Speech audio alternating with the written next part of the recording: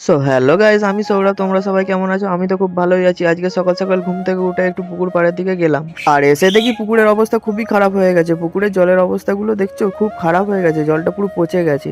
আর এদিকে দেখো, আমার চুলের অবস্থা খুবই খারাপ। এখন শ্রাবণ মাস চলছে, তাই আমি চুলটাও কাটতে পারছি না ভালোভাবে। আর চুলগুলো কত বড় বড় হয়ে গেছে বন্ধুরা, তোমরাই দেখতে পাচ্ছ।